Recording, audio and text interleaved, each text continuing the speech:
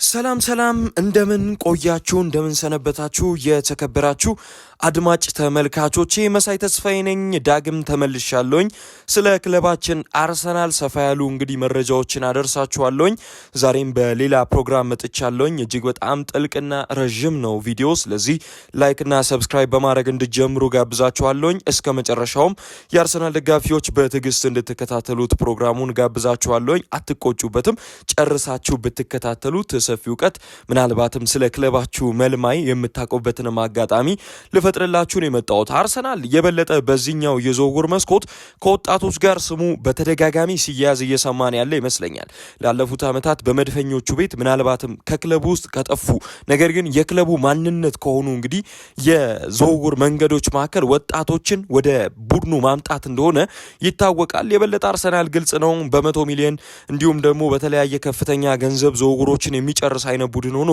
በጥልቀት እየተመለከትነው እንገኛለን ላለፉት አመታት ነገር ግን የአሁኑ የዝውውር መስኮት የበለጠ ይህንንም ያጠናክርበት ነገር ግን ወጣቶችንም ወደ ቡድኑ የሚያመጣበት አጋጣሚ የተፈጠረ ይመስለኛል ምክንያቱም በተደጋጋሚ ወጣት ተጫዋቾች ስማቸው ከአርሰናል ጋር እየተያዘ ነው ሎንግ ተርም ፕሮጀክት የሚሆኑ ለረጅም አመታት ቡድኑን የሚያገለግሉ በጥራት እንግዲህ ተጫዋቾች እየተፈለጉ ነው ቀድሞውኑም እንግዲህ ደግሞ ስማቸው ሲያያዝ ከቡድኑ ጋር ለብዙ አመታት አርሰናል የተከታተላቸው ተጫዋቾች እንደሆኑ አንዳንድ መረጃዎችንም እያየን ነው የምንገኘው ነገር ግን ብዙ ጊዜ የማናስተውላቸው ምናልባትም እግር ኳስ ተጫዋችን በአንድ ቡድን ውስጥ እናደንቃለን አልፎም ደግሞ አሰልጣኙን የበለጠ ልንወደው ልናደንቀው ታክቲኩ እንዲህ ነው እያለ ልንዘምርለት እንችላለን ከዛም ስለ ክለቡ ባለሀብቶች የበለጠ እናጣራ ይሆናል ነገር ግን ከክለቡ የጀርባ አጥንት የሆኑ ሰዎችን እንግዲህ ማስታወስ አለብን የበለጠ የክለቡ የጀርባ አጥንት የሆነውን አንድሪያ ቤርታን አምና በደንብ አርሰናል ያስመለከተን ይመስለኛል ምክንያቱም ቡድኑ ከአትሌቲኮ ማድሪድ ለቆ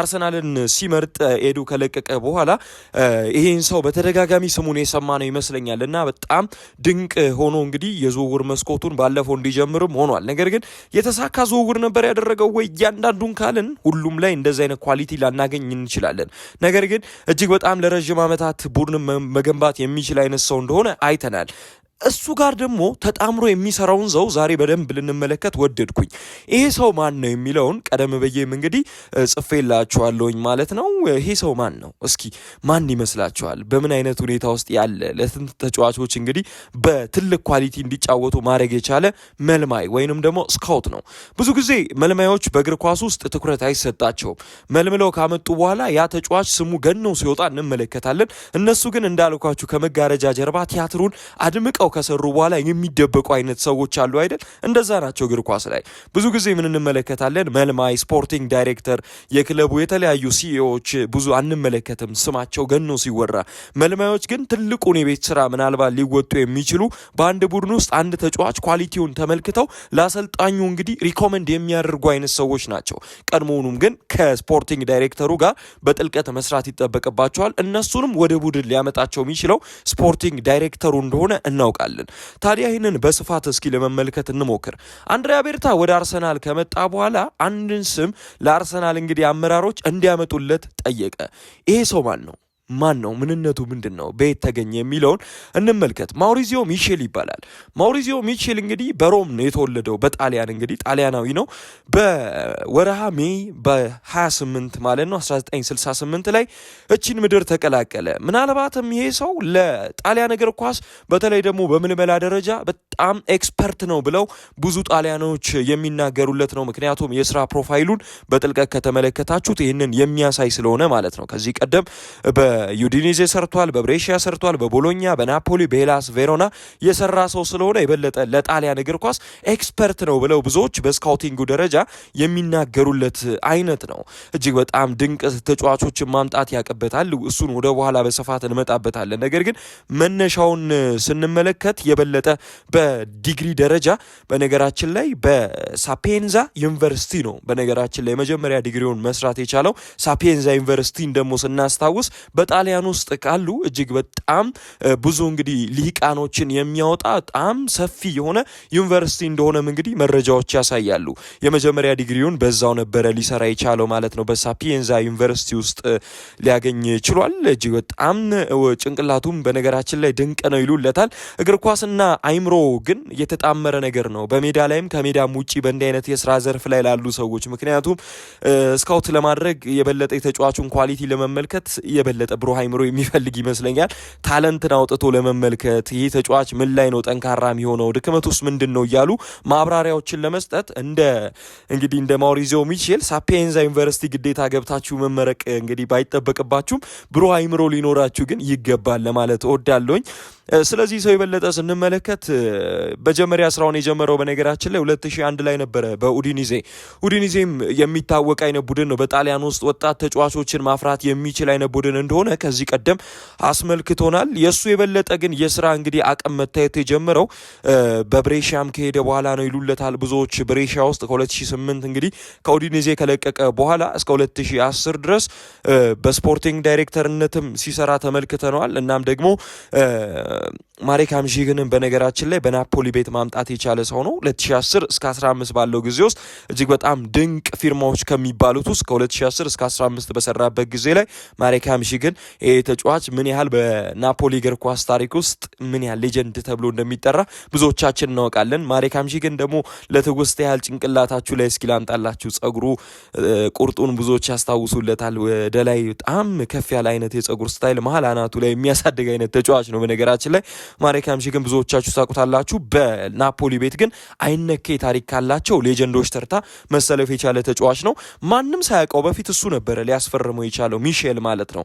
ይህንን ተከትሎ ነው የንስር አይን ባለቤት ነው፣ ተጫዋቾችን አብራርቶ መናገር ስለነሱ ይችላል የሚባልለት ማለት ነው። ታዲያ ከ2010 እስከ 15 በናፖሊ ቤት መስራት ችሏል። በዛ ሰዓት ነው እንግዲህ ሃምሺክን ማምጣት የቻለው።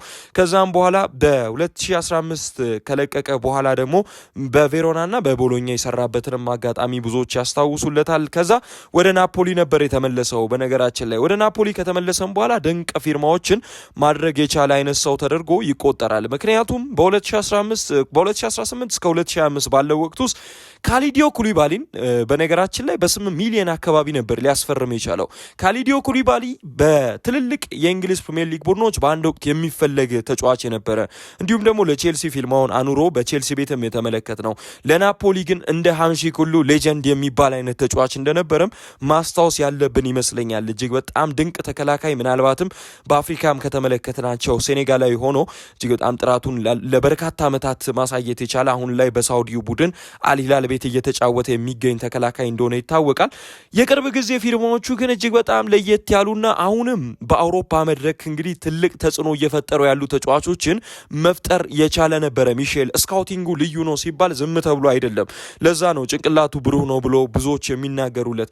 እንግዲህ በ2018 እስከ 2025 በቆየበት ወቅት ውስጥ በነገራችን ላይ እንደሚታወሰው ይህ ሰው በናፖሊ በቆየበት ሰዓት ላይ ናፖሊዎች ከበርካታ ዓመታት በኋላ ከዲየጎ አርማንዶ ማራዶና በኋላ የስኩዴቶ ዋንጫን እንዲያሸንፉም ትልቁን አስተዋጽኦ እንግዲህ የተወጡ ተጫዋቾች በቡድኑ ውስጥ ነበሩ። ለዚህ ነው ከቲያትሩ ጀርባ የሚተውኑ መጋረጃውን የሚገልጡ የሚዘጉ ሰዎች አሉ አይደለ? ከነሱ ጀርባ ደግሞ ድርሰቱን የሚጽፉት ሰዎች እንዳሉ ሆኖ ስካውቲንጎች ትልቅ ሚና ያላቸው የሚባለው ለዚህ ነው። መልማዮችን ስትመለከቱ የሚሼልን ሚና አሁን ላይ ላሳያችሁ ስለፈለኩኝ ነው ይህንን እያልኩ ያለሁት። ከ2018 እስከ 2025 ባለው የስራ ወቅት ላይ ክቪቻ ክቫራትስኬሊያ፣ ኪም ሚንጄ፣ አንድሬ ፍራንኮ ዛምቦ አንጊሳ የመሳሰሉ ኮከብ ተጫዋቾችን በስኩዴቶ በዛ ፌመስ የናፖሊ ስብስብ ውስጥ ዋንጫ እንዲያሸንፉ ነው ቪክተር ኦሲሜንን ጭምር ማምጣት የቻለ ተጫዋች ነው። ስካውት ቀድሞ እሱ ካደረገው በኋላ ነው የስፖርቲንግ ዳይሬክተሮቹ ውሳኔዎች የሚካሄደው። በነገራችን ላይ ይህንን ማስታወስ ይጠበቅብናል። እሱ ስካውቲንግ ኔትወርኩን እጅግ በጣም ድንቅ ነው። ለዛ ነው ክቪቻ ክቫራትስኬሊያ ማን ያውቀው ነበረ? ከሱ በፊት ብዙዎች አይናገሩለትም ነበረ። ነገር ግን ከናፖሊ ከመጣ በኋላ ክቫራዶና እያሉ የናፖሊ ደጋፊዎች እስኪጠሩ ድረስ የደረሰ ትልቅ ስም። ከዛ በኋላ ደግሞ ክቪቻ አሁን ላይ ያለበትን እንግዲህ ታለንትን በደንብ አውጥቶ መጠቀም ከዛም አልፎ ደግሞ 2 ጊዜ የአውሮፓ ሻምፒየንስ ሊግ አሸናፊ በፓሪስ ሳን ዠርሜን ቤት እንዲሆን ማድረግ የቻለ ሰው ነው ማለት ነው ሚሼል። ለዚህ ሁላ መሰረቱ ለክቪቻ ክቫራትስኬሊያ አሁን ላይ ላለው ታለንት እንግዲህ መነሻው ዋናው ሰው ሚሼል ነው ብለን ልናነሳ እንችላለን ማለት ነው። ነኪም ሚንጄ በባየር ሙኒክ አሁን እየተጫወቱ ነው። አንድሬ ፍራንኮ ዛምቦአንጊሳ በናፖሊ ቤት ስቲል ሚናው በጣም ላቅ ያለ ተጫዋች እንደሆነ መመልከት ይቻላል። እጅግ በጣም ድንቅ ኔትወርክ ያለው ሰው እንደሆነ እንመለከታለን። ይበልጥ በኤዥያ ቡድኖች ውስጥ ትኩረት ያደርጋል። አውሮፓ ውስጥም የበለጠ በተለያዩ ቦታዎች እየሄደ ስካውት ሲያደርግ የምንመለከተው አይነት ሰው ነው ማለት ነው። ይሄ ማውሪዚዮ ሚሼል የተባለ ሰው በተለያዩ ሰዎች የሚፈለግ የሚደነቅ ነው። በጣሊያን ውስጥ የእሱ ስም በተለይ በምልመላው ደረጃ ጥራት ያለው ስም እንደሆነ መመልከት ያለብን ይመስለኛል። የአመላመል ብቃቱን እስኪ እንመልከት። ተጫዋችን ሲፈልግ በምን ወይ ነው ይሄንን ተጫዋች የሚያመጣው የሚለውን መመልከት ያለብን ይመስለኛል። በቅድሚያ ስታሮችን ስታወጡ በነገራችን ላይ በሚሊዮኖች ስላፈሰሳችሁባቸው ስታሮች ብቻ አታረጓቸውም። እነዚህን ተጫዋቾች ቀርባችሁ በዝውውር መስኮት እንቅስቃሴ ውስጥ ለማድረግ የምትፈልጉ ከሆነ ገና ታለንታቸውን መመልከት ይጠበቅባቸዋል። ሚሼልም እንግዲህ የተለየ ታለንታቸውን ቀድሞ ይመለከታል የሚባልለት አይነት ሰው ነው። ከዛ በኋላ ነው ስታር የሚያደርጋቸው። ስካውት ካደረገ በኋላ እነሱን በቡድን ውስጥ ካመጣ በኋላ በቡድን ውስጥ የበለጠ ተጽዕኖ እንዲፈጥሩ የሚያደርጋቸው አይነት ሰው እንደሆነ ይናገርላቸዋል ብዙ ሰው ማለት ነው። እና ለረዥም ዓመታት አንድን ተጫዋች የመከታተል ብቃት አለው ሲሉ ብዙዎች ይናገሩለታል። ትልቅ ስም ነው የሚያደርገው ተጫዋቹን። ለዛ ግን ለረዥም ዓመታት በጥልቀት የዚህ ተጫዋች ኳሊቲ ምንድን ነው፣ ብቃቱ የቱ ጋር ነው፣ ድክመቱ የቱ ጋር ነው እያለ እያንዳንዷን ጥናት የሚያደርግና ኔትወርኩን ደግሞ ሲያሰፋ በነገራችን ላይ በቦታው ሄዶ በመከታተል እንደሚያደርግ ብዙዎች ይናገሩለታል። ሌላው ደግሞ የበለጠ ሰፊ ማብራሪያዎችንም እንግዲህ ይሰጣል ይባልለታል። ኦልድ ስኩል የሆነ የስካውቲንግ ሲስተምን እንደሚጠቀም ነው ብዙዎች የሚናገሩለት። እንዲሁም ደግሞ በቀጥታ ስታቲካሊ ያላቸውን እያንዳንዱን ብቃት ያወጣል። በማብራሪያዎች የሚያምን አይነት ሰው ነው። ከዛም አልፎ ደግሞ በዳታዎች የታገዘ አይነት ማብራሪያን ለስፖርቲንግ ዳይሬክተሩ ያቀርባል ማለት ነው። በቀላሉ የሚጠናቀቅ አይነት ስራ አይደለም የሱ። ከዛ በኋላ ነው እንግዲህ ለስፖርቲንግ ዳይሬክተሩ ነገሮች ኔጎሽዬሽን ውስጥ እንዲገባ ይደረጋል። ኔጎሽዬሽን ከመግባቱ በፊት ያው የአሰልጣኙን ፍቃድ ማግኘት እንዳለበት ይታወቃል። እንግዲህ አንድሪያ ቤርታ ወደ አርሰናል ስንመለስ ይሄን ሰው ቀጥታ አርሰናልን ከተቀላቀለ በኋላ እንዲመጣለት ወደሱ ሲስተም እንዲገባ ጥያቄ ያቀረበ፣ ሚሼልም ወደ አርሰናል እንግዲህ የስካውቲንግ አካሄድ ውስጥ እንዲገባ ተፈቀደ። ከዛ በኋላ ትልቁ ሚና ለአንድሪያ ቤርታ እንግዲህ የፊርማ ጉዳዮች ላይ የሚከታተል ይሆናል ማለት ነው። በእውነቱ አሁን ላይ የአንድሪያ ቤርታ የዝውውር እቅዶች ላይ እንዲሁም ደግሞ ላስፈረማቸው ተጫዋቾች ሚሼል ትልቁን አስተዋጽኦ የባለፈው ክረምት ላይ ወስዷል ለማለት ይከብደናል። ምክንያቱም ወጣት ተጫዋቾች ይበልጥ አልመጡም። የእሱ ደግሞ ስራ ሎንግ ተርም ፕሮጀክት ላይ ቆይቶ መስራት ነው። ስለዚህ ከረንትሊ አሁን ነው ገና እየሰራ የሚገኘው። ምልመላዎችን ከመጣበት ጊዜ ጀምሮ እየሰራ ነው። ለረዥም ዓመታት እንዳልኳችሁ መከታተል የሚወድ አይነት ሰው ስለሆነ ስካውት ያደረጋቸው ተጫዋቾች በዝርዝር ውስጥ አሉ። እነሱን እንመጣባቸዋለን በኋላ ላይ። ስለዚህ ከአንድሪያ ቤርታ ጋር እጅግ በጣም በጥልቀት ነው የሚሰሩት። አንድሪያ ቤርታ የበለጠ ስራው እንደ ስፖርቲንግ ዳይሬክተር ኔጎሽዬሽኖች ላይ ጠንክሮ መስራት ነው። ቡድኑን በጥራት ያደራጃል። እንዲሁም ደግሞ የበለጠ ስፖርቲንግ ስትራቴጂን ደግሞ የሚቀልስ አይነት ሰው እንደሆነ እናውቃለን። ለአንድ ተጫዋች ምን አይነት ኮንትራት መስጠት እንዳለበትም ጥናት የሚያደርግ አይነት ሰው ነው። ከዚህ ቀደም በአትሌቲኮ ማድሪድ ውስጥም አንድሪያ ቤርታ በስፖርቲንግ ዳይሬክተርነት ሲሰራ ያወጣቸውን ስታር ተጫዋቾች ማስታወስ አለብን። ቡድኑ ለረዥም ዓመታት ነው ያገለገሉት። ለዛ ነው አንድሪያ ቤርታ የባለፈው የዝውውር መስኮት የበለጠ የሱን ኳሊቲ ያሳያል ብዬ የማላም ነው በግሌ። ምክንያቱም ወጣቶች ላይ የሚሰራ ሰው ነው። የበለጠ ስታሮችን የሚፈጥር አይነት ሰው ነው እንጂ ስታሮችን በፍጥነት ማስፈረም የሚወድ አይነት ሰው እንዳልሆነ እናውቃለን። እንደውም የቅርብ ጊዜ አትሌቲኮ ማድሪድ ነው ያንን ትንሽ የሚያፋልሰው። የሚሼል ደግሞ ስራ የበለጠ ታለንቶችን የማሳወቅ አይነት ስራ ነው። ከዛ በኋላ ደግሞ በየቦታው እየዞረ የተጫዋቾቹን እንግዲህ ኳሊቲ የመመልመል ጉዳይ ይጠበቅበታል። ከዛ በኋላ እነዚህን ተጫዋቾች ለስፖርቲንግ ዳይሬክተሩ የማሳወቅ ጉዳይ ይጠበቅበታል። ስለዚህ ሚሼል ስለ ተጫዋቾቹ የበለጠ ማብራሪያ ይሰጣል። ከዛ በኋላ አርሰናሎች የበለጠ በአጠቃላይ በነገራችን ላይ ሚሼል ብቻ ውሳኔ አይደለም በአርሰናል ቤት ውስጥ የሚደረገው የተለያየ ዝውውር። ምክንያቱም ሚሼል የተጫዋቾችን ኳሊቲ የበለጠ ካብራራ በኋላ ስካውቲንግ ዲፓርትመንቱም ደግሞ ራሱን ችሎ መጨረሻ ውሳኔዎችን ለስፖርቲንግ ዳይሬክተሩ አሳልፎ ይሰጣል ማለት ነው። ስትራቴጂዎቹን በምን መልኩ ማስፈረም እንደሚችሉ፣ ለቡድኑ ምን ያህል ፊት ሊሆን እንደሚችል ያ ተጫዋች ያስረዳሉ። ከዛ በኋላ የመጨረሻ የሚኬል አርቴታ ውሳኔ የሚጠበቅ ይሆናል ማለት ነው። ስለዚህ ይህ ሰው በአርሰናል ቤት ውስጥ ምን አይነት የመጀመሪያ ፊርማዎችን ሊያደርግ ይችላል? የበለጠ ተጫዋቾቹ ወጣት መሆን ይጠበቅባቸዋል። 18 ዓመታቸው ጀምሮ ያሉ ወጣት ተጫዋቾችን ማስፈረም እንደሚፈልግ እንግዲህ እንመለከታለን ማለት ነው። በሚቀጥሉት ዓመታቶች ላይ እንዲህ አይነት ተጫዋቾች ነው ወደ አርሰናል ሊያመጣ የሚችለው። የበለጠ ስታሮችን ያስፈርማል ተብሎ አይጠበቅም፣ ስታር ያደርጋቸዋል እንጂ። ስለዚህ በዝውውር መስኮቱ ላይ ምን አይነት ተጫዋቾችን የማምጣት ፍላጎትም አለው የሚለውን ጉዳይ መመልከት አለብን። በሚሊዮኖች አይወጣም። የበለጠ ስታሮችን ማምጣት ሲፈልግ ወደ ላቲን አሜሪካ ሀገራቶች ይሄዳል። ኤዥያ ላይ ሊመለከት ይችላል። እንዲሁም ደግሞ ኤሮፕ ላይ ምልመላዎችን ያደርጋል። ኤሮፕ ላይ ደግሞ ያልተነኩ ሀገራቶች አሁን በጆርጂያ ያለው ቅቪጫ ክቫራትስኬሊያን ተመልክቶታል። እንደዚህ አይነት ፊርማዎችን አይነት ሊያደርግ ይችላል ተብሎ ይጠበቃል። የበለጠ ፖቴንሻል ላይ ፎከስ የሚያደርግ አይነት ሰው እንደሆነ ብዙዎች ይናገሩለታል። ስለ ሚሼል ከዚህ ቀደም ቅቪጫ ክቫራትስኬሊያ ኪም ሚንጄንም ጭምር ያመጣበት ሞመንት ማስታወስ ያለብን ይመስለኛል። ለዚህ ነው በአርሰናል ቤት የሚቀጥሉት አመታቶች ላይ ብሩህ ተስፋ በሚሼል እጅ እንዳለ ብዙዎች የሚናገሩለት። እጅግ በጣም ድንቅ ጥራቶች ላይ ፖቴንሻሎች ላይ ፎከስ የሚያደርግ የበለጠ ደግሞ በአንድሪያ ቤርታ ሪኮመንድ የሚደረግ አይነት ሰው ሲሆን በምን አይነት የስራ ፕሮፋይል እንዳለው መመልከትም የሚገባ ይመስለኛል። ምክንያቱም አንድሪያ ቤርታ በአትሌቲኮ ማድሪድ በሚሰራበት ሰዓት ላይ ወጣት ተጫዋቾችን አውጥቶ የሚያመጣ አይነት ሰው ነው። ስለዚህ ለዚህ ቦታ ደግሞ በስካውቲንጉ ይመጥነዋል ብሎ ያሰበው ሚሼልን ስለነበር ነው እሱን ወደዚህ ቡድን ማምጣት የቻለው። እንዳልኳችሁ ነው ካሊዶ ኩሊባሊን በ8 ሚሊዮን ብቻ ያመጣ አይነት ሰው ነው። አንድሬ ፍራንክ ዛምቦ አንጊሳ አሁንም በፕሪሚየር ሊግ ነበር የሚጫወተው ትዝ ካላችሁ። ከዛ በኋላ ወደ ናፖሊ መጣ። በናፖሊ ቤት ግን ለሴሪ አሸናፊ ቡድን ውስጥ ምን ያህል ትልቅ ብቃት እንደነበረው እናስታውሳለን። ሌላው ራሱ ጆቫኒ ዲ ሎሬንዞ በናፖሊ ቤት ውስጥ ትልቅ ሚና ከተወጡ ተጫዋቾች መካከል አንዱ ነው።